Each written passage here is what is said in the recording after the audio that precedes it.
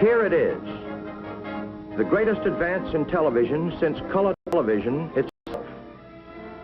The ultimate in performance and convenience. 7-function remote control color television, so beautiful it enhances any decor. Clean, modern styling. No knobs or gadgets in sight. Superb cabinetry, master crafted of the finest woods. But the outstanding feature of this great new color set, the one big feature that sets it apart, is an amazing new wireless wizard electronic remote control. So perfected, you can operate every control, all 7 functions, and each function is completely variable. Tint, color, brightness, volume, fine tuning, channel selection, on-off. You can tune either with the remote unit from your easy chair or use the push-button panel in the cabinet. Here, hidden, is the push-button panel. It operates exactly in the same way as the wireless remote unit. These rocker bars control all of the necessary tuning functions. To use the 7-function wireless wizard remote control, turn on the power for the remote amplifier at the set. From then on, the set is operative on remote push-button tuning. This red button lights up and signals that the remote amplifier is on and ready for use.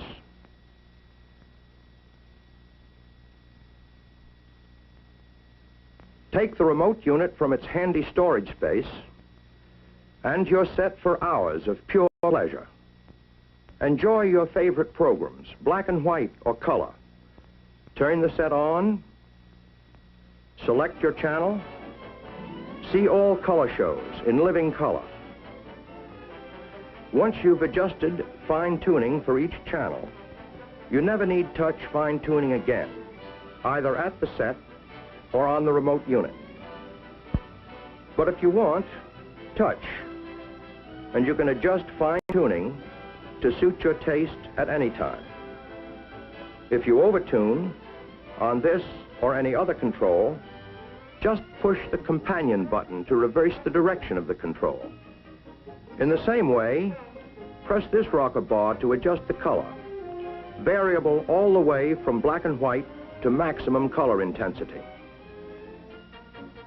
To adjust the tint control for natural face tones, press the right rocker bar,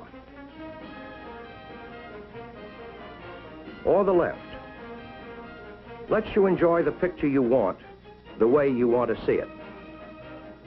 Right at your fingertips, adjust brightness, lighter, darker. Like all the controls on this remote unit, the volume is fully variable. Select any volume you want. Should the telephone ring or guests arrive and you want to lower the sound for conversation, turn the volume down to your taste. Or surround yourself with room-filling 4-speaker sound. To change channels, press this bar. See all regular programs in crisp, clear, black and white. This selector button changes channels clockwise, in ascending order, to pre-selected local channels. While this front window channel indicator lets you know at a glance what channel you're viewing, even from across the room. This button changes channels counterclockwise to lower numbered stations. When you want to turn off picture and sound, just press this button. It turns off the set amplifier, but the separate remote control amplifier is still on, ready for you to return to any later program you wish to see. To turn off this separate remote amplifier, press this button on the push-button panel. When the red pilot light is extinguished, you know both amplifiers are turned off. Yes, here is the ultimate in television, a supreme achievement in television engineering. A color set that puts RCA Victor years ahead in dependable performance, armchair convenience, luxurious styling. A set where the pride of ownership is truly second only to the pleasure.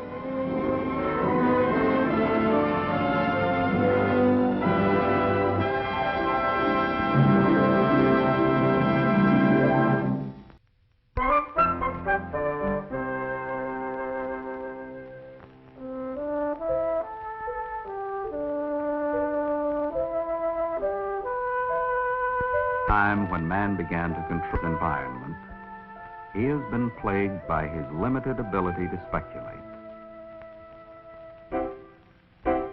His failure to accurately predict the effect and the contraposed action.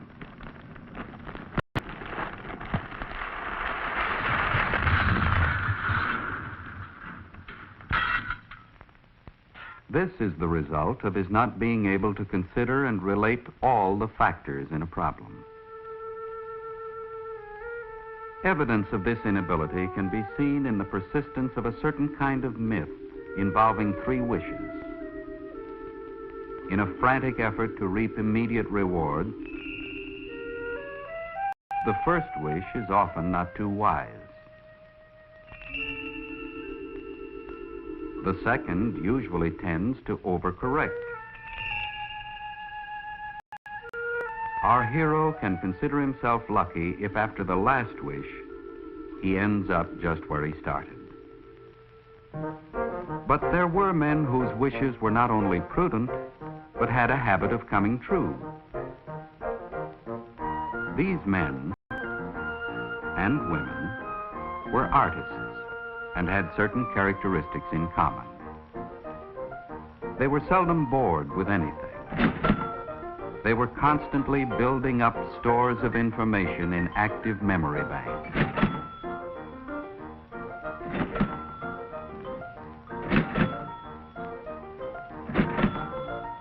When confronted with a specific need, they would call on these memory banks for information, which they would run through, sort out, and relate to the problem at hand. These men could speculate and could predict. They were artists, artists in many fields: architecture, mechanics, medicine, science, politics, and the art of relating factors. It is often not a conscious art, and the degree to which it is operative can tend to make one normal, bright, super bright, or genius.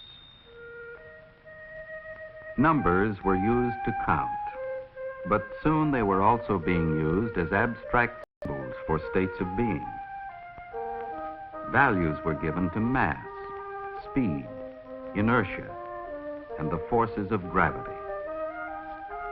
Such measurement was an enormous help to creative thinking. Man was learning to numerically relate and to predict. Theories were developed by which the many factors in a problem could be numerically related. But the magnitude of the calculations necessary made many such theories impractical.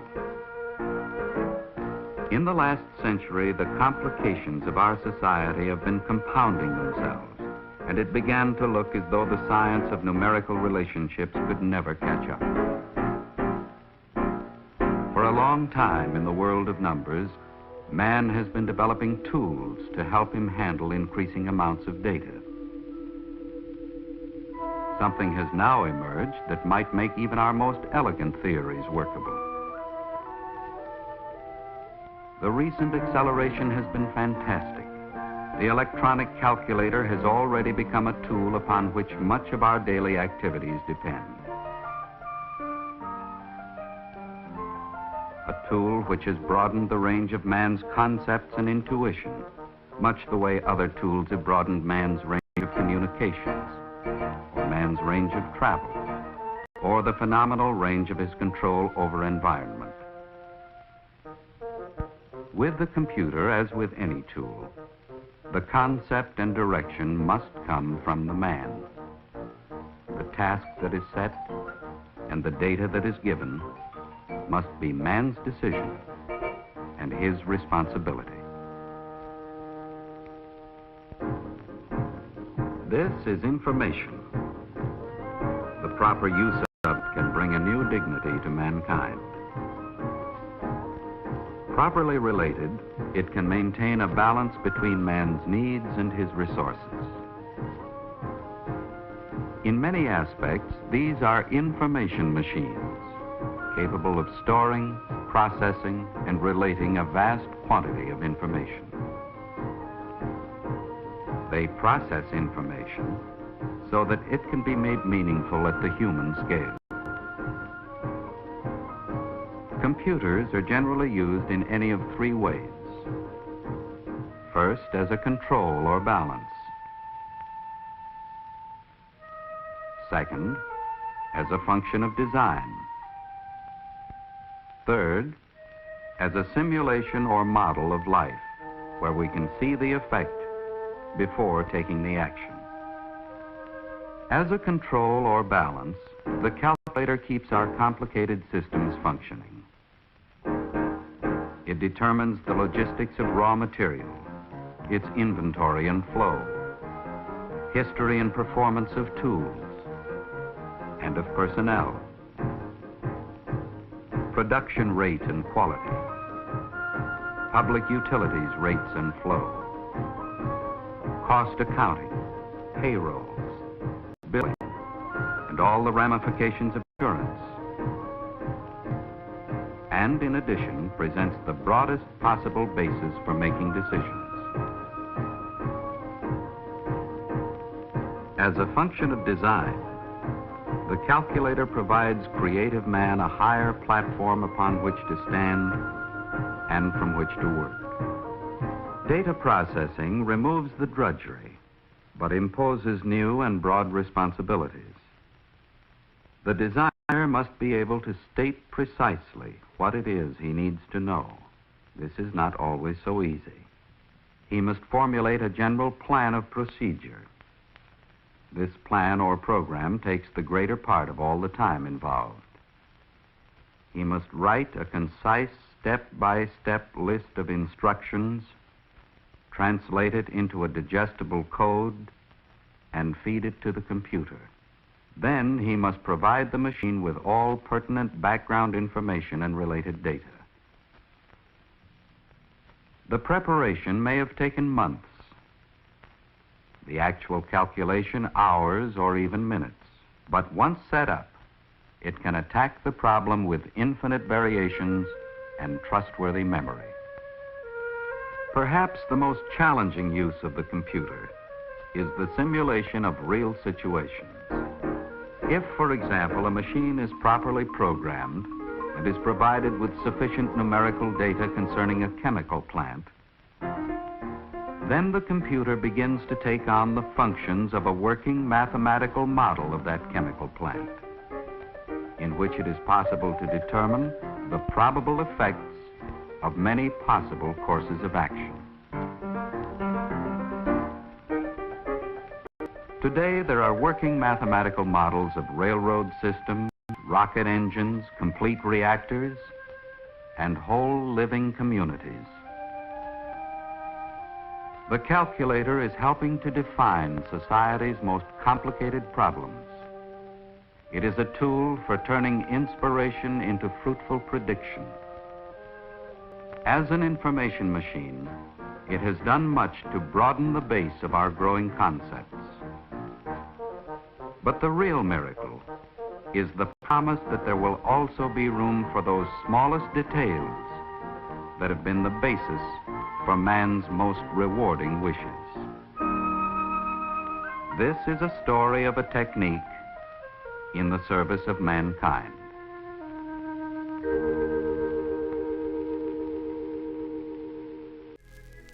You're watching Sleepcore. Pleasant dreams.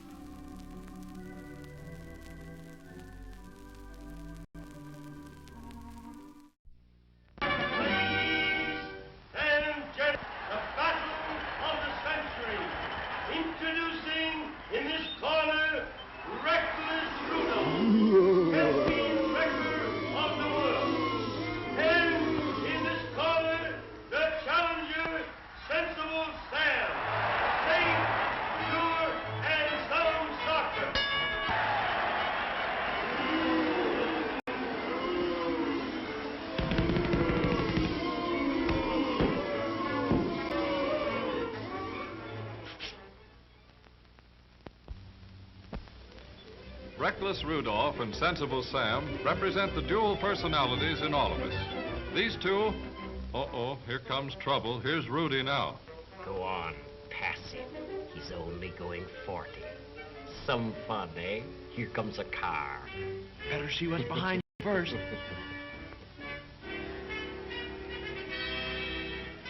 Take it easy. There's a car coming. Take a chance. We can beat him.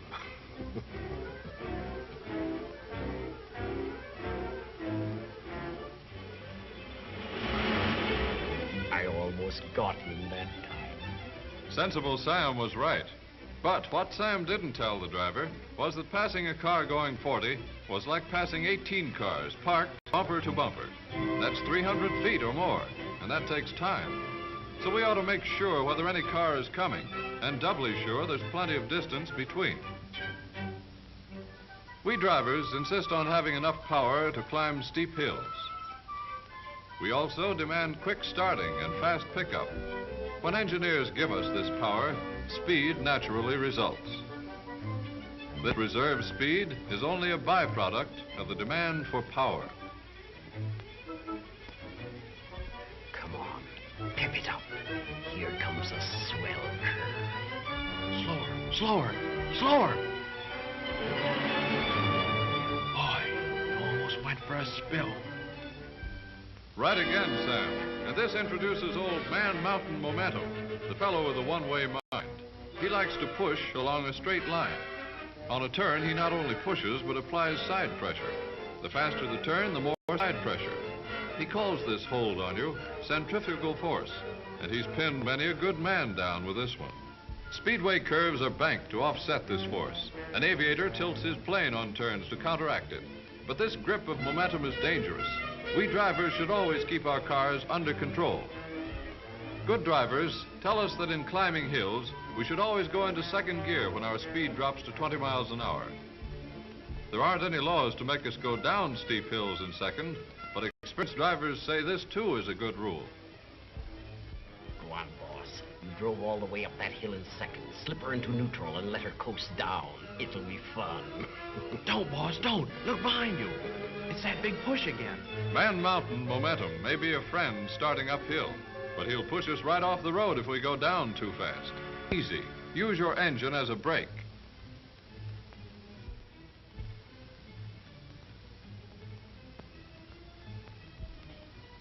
Use your passing lights, too. There's nothing more on the road. Step on it.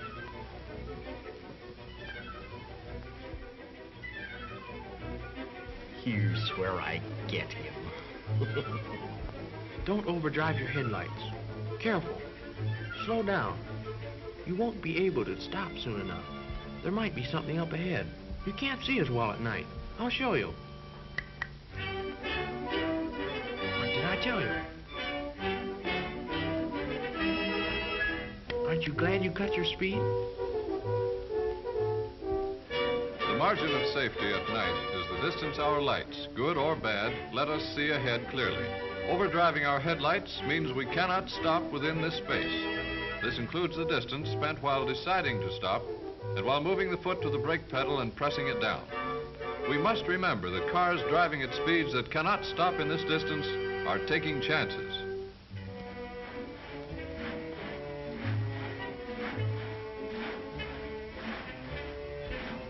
Wake up! Step on it. It's only 50 miles to the next town. Can't keep awake.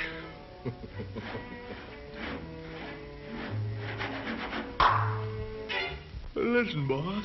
I'm sleepy too. Look, let's not take any more chances of overdriving ourselves. How's about it? Foiled again, but I'll get him yet. I'll get him. Oh, yeah? Mother Nature slows us down every now and then with mist and fog. When a good heavy fog comes on land, at sea, or in the air, everything that moves with caution. The ocean liner slows down.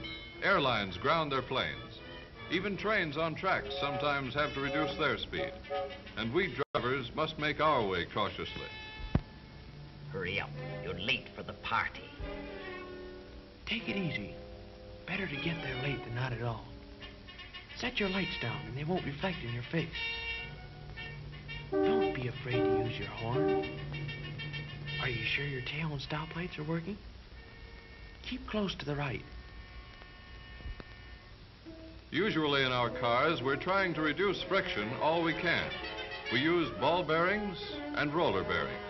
We smooth and polish parts. We put oil into our cars, all to overcome friction. In starting a car, stopping it, or turning a corner, we need road friction for our tires.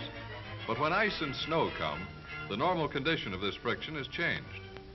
If we are as careful behind the wheel in slippery weather as we are in feeling our way on foot, we can easily adjust ourselves to this change. Come on, keep going. You can stop in time. Easy on your brakes. Gently. Feel the surface of the road. That's it. Now start easily. Engage your clutch slowly. Don't spin your wheels. No chance to skid. See?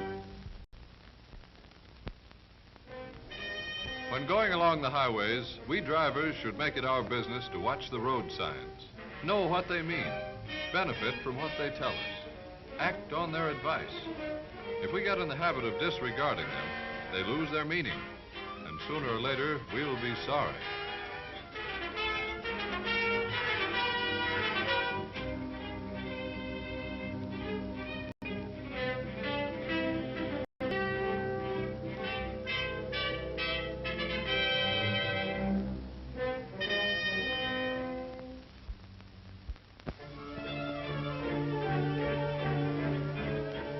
Why waste time by slowing down? No kids around now. There might be just one, boss. Coming to school late.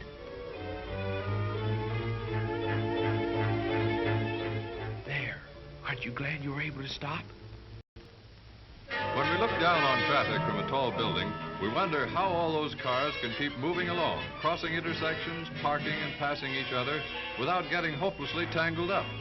But when we become a part of that traffic, it's often more confusing. We can't see those things up ahead that make us stop and start. We can't see what's going on in other people's minds. Every intersection, every alley, every car should be under suspicion. We can't let the other fellow's mistake get us into trouble. Give that bozo a bit of your mind. Hey, you! Why don't you pay attention where you're going? Get out of that car and I'll... Well, I'll...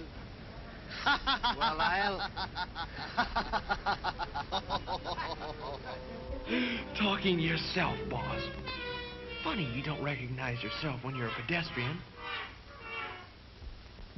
Expert drivers tell us we must give ourselves a margin of safety, a reserved space between our car and the one ahead. Most of us drive automatically, but it doesn't pay to let our thoughts go wool gathering. Remember the show last night? I'm in the mood for love. At Simply last I've got because him. you're near me. Funny. Christ, I'll fix you for this, you meddling fool, spoiling all my fun.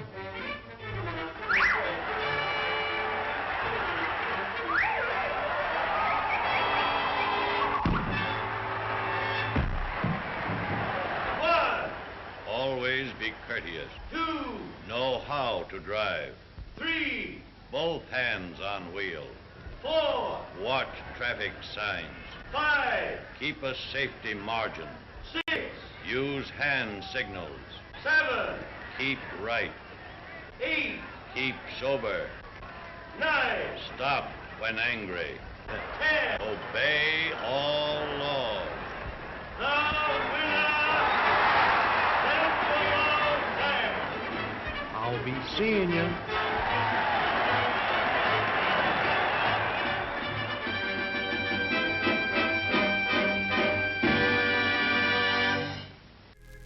You're watching Sleepcore, media for insomnia.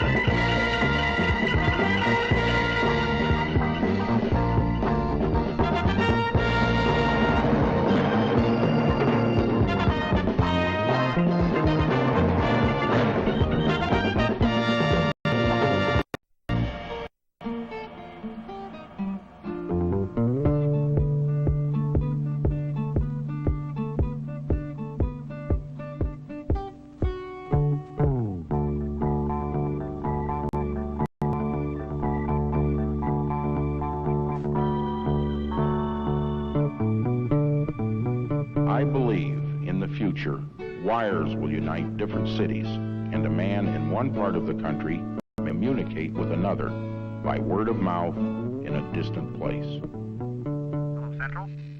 Central, will you connect me to 1-5? Do you hear me? Jimmy, is that you? Hey, talk up.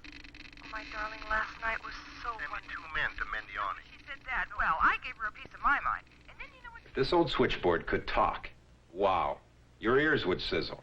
Man, you brought my daughter home after dark. And I don't believe that poppycock about the horse going late. 1880. We take Alexander Graham Bell's invention for granted today. Perhaps we should. But isn't it incredible that millions and millions of people can talk simultaneously to practically any spot on Earth? In the beginning, back in the old days, the telephone was something of an oddity, to say the least. You'd pick up this receiver to see that the line was clear. Then you'd hang up and ring with this crank. And you'd pick it up again and tell the operator what number you wanted. Central. 6A, please. Thank you. She'd hook it up for you on her switchboard. If there was anybody home, they'd answer and you could talk. Sometimes. The word telephone means far sound, you know. And in the early days, the sound was far, all right. Calling next door could be long distance. The problem, you see, was transmission. The farther you were from the other party, the weaker your voice came through, and vice versa. The telephone converts your voice from sound waves into electrical waves, and back into sound waves. In those days, that was quite a trick. Once the voice went out over the wires, it lost all of its zip. And as we said, the farther it went, the weaker it got. Without a way to boost the signal, even calling across town meant some shouting. It took, however, some brilliant work by Bell Laboratory scientists and engineers to solve that basic far sound transmission problem. And here's how they did it. The vacuum tube. Invented by Dr. Lee DeForest and improved by Bell Laboratories, it literally revolutionized communications. Its job, to amplify, boost the voice signal. Relay stations set up along the way used vacuum tubes to keep the voice signal loud and clear as it raced on toward its destination, drawing the far sound nearer. Yet when wires are loaded with a lot of conversations that are boosted in strength and travel some distance, something else happens. Let me show you. You see, instead of sounding like this, 1, 2, 3, 4, 5, your voice comes out sounding like this. 1, 2, 3, 4, 5, distorted. This gentleman, Harold Black, solved the distortion dilemma. What an inspiration in devising the circuitry. Black created what he called a negative feedback amplifier. What it did was take a little bit of the distorted signal, reversed it, just like a mirror, put it back into the circuit, and run it through again, canceling out the distortion. With negative feedback, telephone transmission became literally, pardon the pun, clear as a bell. In the meantime, of course, the laboratories came up with a host of other remarkable developments. One invention, for example, electrical recording.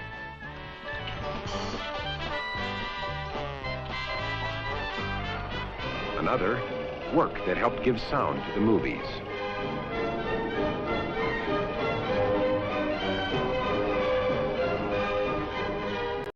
The contribution to radio broadcasting also came developments in shortwave.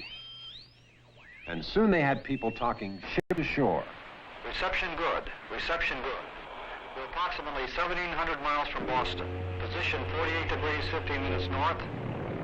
Air to ground. Hello, ground. Hello, ground. We're over Elmira at 5,000 feet. We hear you. We hear you, ground. Even continent to continent. Hello, New York. New York, this is London.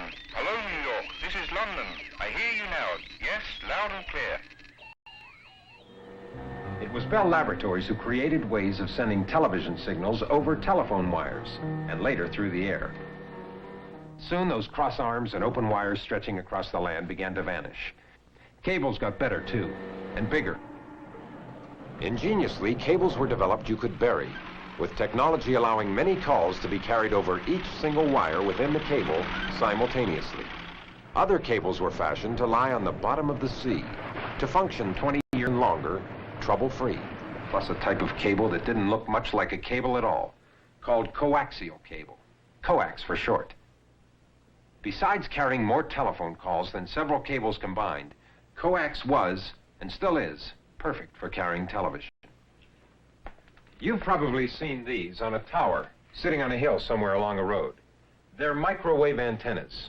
Microwave got its start back in the 1930s at, you guessed it, Bell Laboratories, where scientists were exploring the use of radio for telephone circuits. World War II erupted, temporarily halting full-scale work on microwave, but it did offer many laboratory scientists and engineers the chance to apply what they'd learned about microwave to a host of military communications needs, including radar. With the war over, research accelerated, and soon microwave techniques and equipment had become part of day-to-day telephone and television transmission. With microwave, calls ride a radio beam from tower to tower instead of going through cables. A single beam carries some 2,000 calls at a time. The far sound has come a long way since the old days, hasn't it? But transmission progress is only part of the story. From the beginning, another vital element, switching, faced just as many challenges. If Bell System Research had not met these challenges, there frankly would not be a nationwide telephone system today. You see, as soon as you have a number of phones, you must be able to connect the right two. Without switching, wires would have to connect every phone directly to every other phone. And even that wouldn't work very well. In the beginning, all switching was done by hand at a switchboard, by Central. Old-timers remember her. Central was just the ticket. She could do everything you needed. Remember numbers, pick them out on the board, plug them in, ring, unplug after the call. But unfortunately, Central went the way of the horse and the buggy. The demand for more and faster service simply overwhelmed her. In fact, were Central's method of switching still in existence, every person in the United States would be a telephone operator to handle today's volume of calls. The problem was solved with two of the world's great technological innovations, automatic switching and the dial telephone. With both, one telephone could find another, without an operator, without even a switchboard, if the proper number was known. By the time direct distance dialing went into service, the cost of a coast-to-coast call had fallen from $22 to less than $2.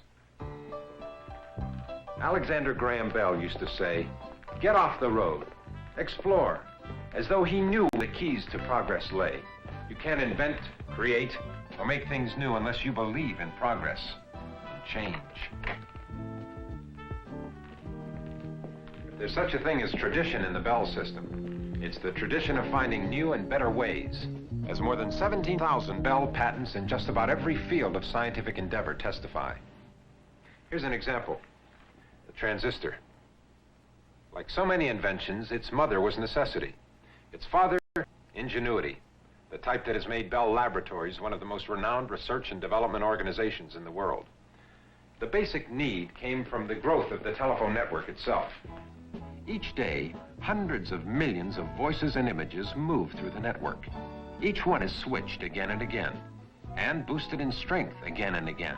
If you can save a fraction of a second during switching, that adds up. The hope was to invent something that could do the same things that vacuum tubes do. Switch, amplify, but do them better and faster, and occupy less space. Now, that was a tall order. Scientists at Bell Laboratories began by experimenting with various materials to learn more about how electrical current moves. This is silicon, more pure than even nature makes it. Pure silicon doesn't carry electrical current well. But when you add certain kinds of impurities, such as boron or arsenic, very interesting things happen. And what happens is the phenomenon that led to the invention of the transistor by the laboratories in 1947. The transistor amplifies or boosts in strength an electrical signal. Here's how it does it. It accepts a weak incoming signal, then recreates the same signal, but increased in strength many, many times. There are several types of transistors. This one has three parts: an emitter, a base, and a collector. The incoming signal passes first into the emitter side, then into the base, which is a sort of valve that controls the strength of the signal when it passes into the collector side. Two sources of power are involved in this process: a small battery, through whose circuit the incoming signal is fed, and a large battery, which pushes the signal on its way. Let's look a little deeper. A transistor is made from a slice of pure silicon. To allow electrical current to flow through the silicon, tiny amounts of arsenic atoms are added to the emitter side and to the collector side. The atoms give these sides extra electrons, which are negative charges. A few atoms of boron are added to the base. Boron provides extra holes, which are positive charges. It is the interaction of these negative and positive charges that helps make the transistor work. But the negative electrons can move only when an electrical current is introduced into the transistor. Watch. The negative electrons in the emitter side are attracted into the base because the small battery makes the base more positive. Positive attracts negative. From here, the electrons flow into the collector side, driven by the large battery. Let's see what happens when only the large battery is working. The electrons are pulled away from the base by the voltage of the large battery, leaving only positive charged holes. Thus, no current flows. But when the smaller battery is connected, the negative electrons are injected from the emitter into the base, and from here respond to the power of the large battery. So the current which flows is controlled by the small battery and has the power of the large battery. Now let's connect a weak telephone signal to the emitter side. Variations in the telephone signal control the flow of electrons through the valve-like base into the collector side of the transistor. Now the signal current is pushed by the large battery, so it is much stronger than before, as much as 1,000 times stronger. In other words, the signal is amplified and the transistor is doing what a vacuum tube does. But it's far smaller. It works much faster, doesn't heat up, doesn't take much electricity. Incredible, huh? A transistor just sits there and, well, transists. The one under this microscope is hooked up, so you can hear it amplify. There it is, a transistor. This one even smaller than a grain of sand. A miracle of modern technology. A signal is being sent into it. The oscilloscope screen displays the signal. Now, amplification on off. The transistor has indeed had a profound influence on the world we live in. They're everywhere, in portable radios, television sets, hi-fis, hearing aids. The artificial larynx, which enables those who have lost their vocal cords to speak. 3, 2, 1, 0. All engine running. Liftoff. We have a liftoff. 32 minutes past the hour. Roger, we got a roll from Tower cleared. Roger, roll. The entire space program, the entire computer industry, both became possible only through the transistor and what began as a search for better telephone service. But all that was yesterday. Here's today. Look closely. There in the center, about the size of a pinhead. Engineers call it an integrated circuit. It contains hundreds of these transistors and other components, micro-miniaturized, invisible to the naked eye. The impact upon communication of such solid-state developments as the transistor and integrated circuits has been tremendous, and it's just beginning. Look what's already here. An all-electronic telephone office, superior in every way to anything before it, that operates in millionths of a second. It can diagnose and automatically correct its own malfunction. One that performs 1,800 basic jobs in the time it takes a person to blink his eye. That offers customers a bundle of new telephone services like call waiting and call forwarding. If you're on the phone while someone else tries to call you, call waiting lets you know it, so you can hold your first call while answering the second. Call forwarding is a new service that lets you leave the house and have all your incoming calls transferred to wherever you plan to be. Here's another. This is a traffic service position system. It's installed in telephone offices across the country. With it, operators can handle far greater numbers of calls and help customers faster than ever before. It takes a fantastic amount of know-how to design, build, install, and man communications equipment such as this. That's where Western Electric and the telephone companies come in. Western Electric's job is to translate inventions into the real thing. The central office equipment, the cables, the new models of telephones that people use. It's a big job. The final inspection station is a long way from the laboratory. Materials are purified down to the last atom. Mother Nature herself is seldom so careful. Even when the material is right, someone must be able to work with it and do everything exactly the same every time. Dissolve away a layer only a few atoms thick. Make a cut within a 1/2 of an inch. Weld connections finer than human hair. Precision, precision, precision, multiplied 1,000,000 times. Whether the end product is a telephone, cable, or an entire electronic central office, a Western Electric plant is not the place to look for yesterday. Yesterday. We used to call it tomorrow, remember? In yesterday's tomorrow, communication satellites were to shrink the world, and this one did just that. Telstar. This is only a model. The research and development of Telstar by the Bell system gave birth to the entire era of worldwide telephone, television, and data transmission via space. Every kind of progress has a beginning, a starting point, and then someone has to move ahead and take the step that might make tomorrow better. Take this circular waveguide. A waveguide no wider than a man's wrist that can carry 250,000 voices at a time. One day, one tomorrow, waveguides may join coaxial cables on high-capacity routes. Another tomorrow being perfected by Bell Labs, the laser, a remarkable invention that produces a remarkable light. In theory, a single laser beam could carry all the telephone conversations and television pictures going on right now around the world. Think of it. Some tomorrow. And how about these recent developments for telephone systems? An emergency storage battery with a lifespan of more than 30 years. Tiny indicator lamps that will burn continuously for 10 years. The world's first tubeless color television camera which weighs less than 10 pounds. Remember the story called Through the Looking Glass? Sure you do. As Alice's Adventures in Wonderland. She looked where everyone else had looked and saw something no one had ever seen. That's what happened with fiber optics. Well, people have been making cloth from glass thread for years, and everyone knows that light goes through glass.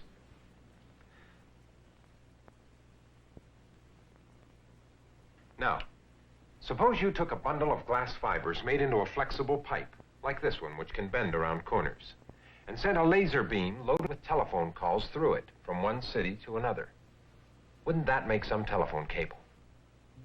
Scientists are trying to do just that. If no one tries, no one will find out whether it's practical to use glass fibers to carry millions of telephone calls.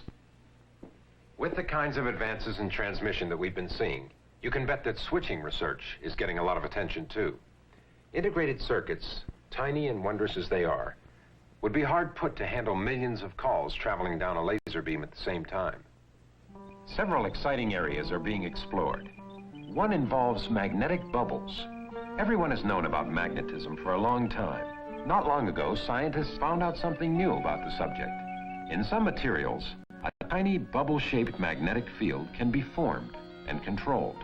The field can be moved back and forth, up and down. Used to open and close a circuit, magnetic bubbles make a switch smaller than anyone dreamed of years ago. Oh, what an exciting world. Satellites, waveguides, lasers, magnetic bubbles, fiber optics, picture phones someday, maybe even in color. In 1878, only 2 years after he invented the telephone, Alexander Graham Bell did predict that men in distant places would one day communicate. But could he have ever imagined that one day they'd see each other by phone? Who knows? With his incredible foresight, maybe he did. I, for one, am sure he did. You're watching Sleepcore. Sleep tight.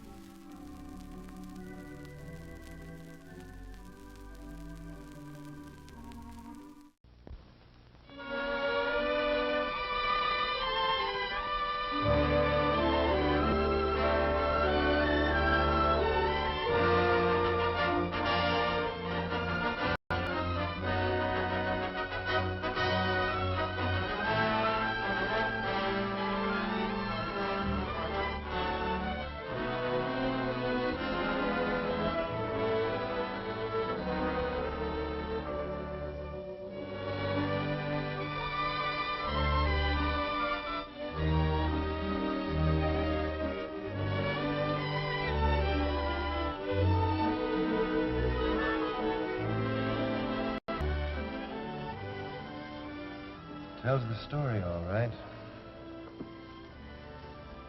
Thousands and thousands of telephones to be made and all kinds of materials needed to make them. Copper, nickel, cotton, gold, silver. And from where? It's a tough job. It ain't so tough. That's what you think. Where did you come from? Oh, I've been around.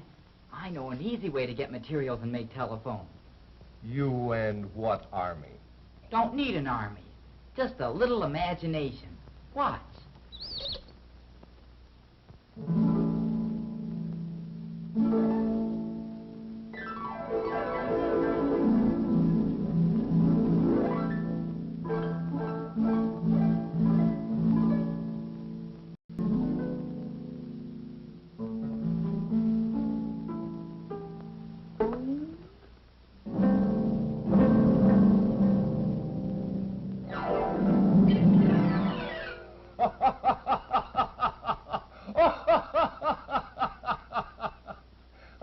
Well, what's so funny?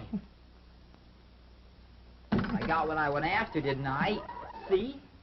Here's copper, nickel, wax, lead, cotton, and all the others that you need. Well, that certainly does require imagination. But how on earth are you going to make 433 telephone parts from those paper labels? Still skeptical, eh? Okay, mister, help me clear the deck for action, and I'll show you. silly idea. But maybe I'd better humor this little fella. No telling what he'll do next. I'll show him.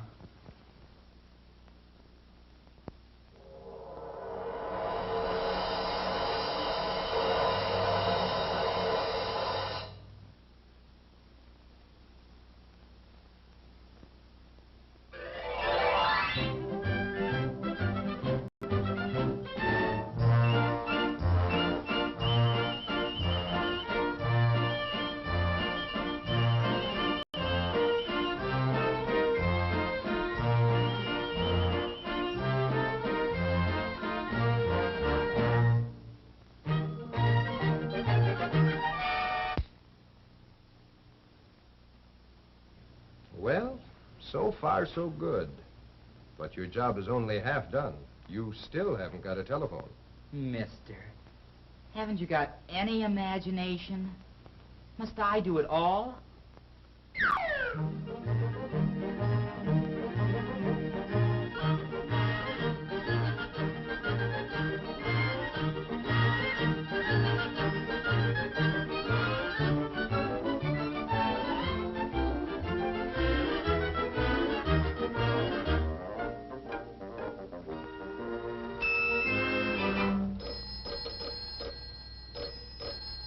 Yoo!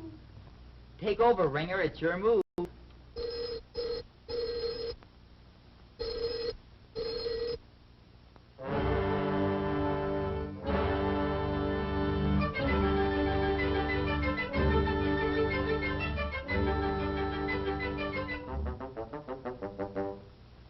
Music, maestro, please.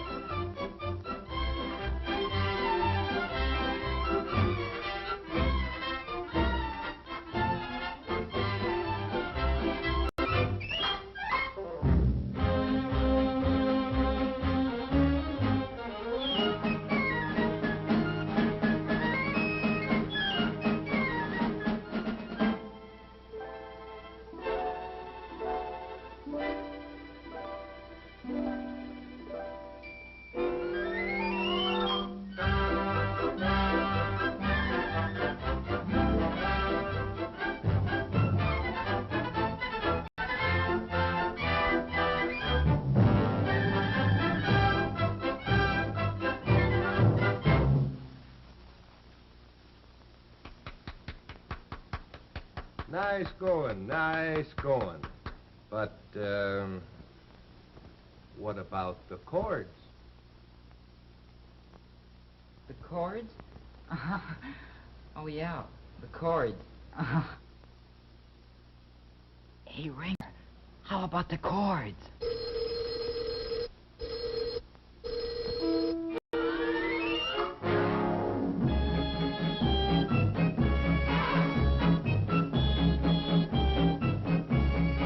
Help!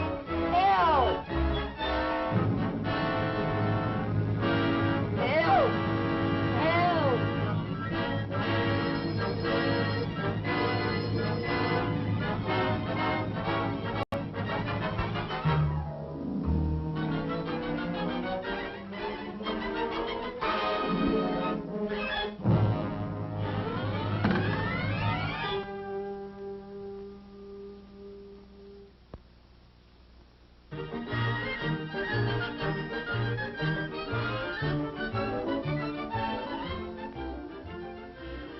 What did I tell you?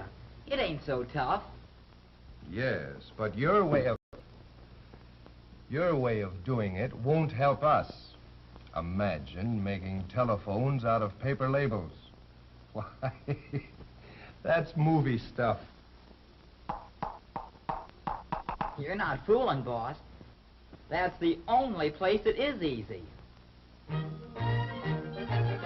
In the movie.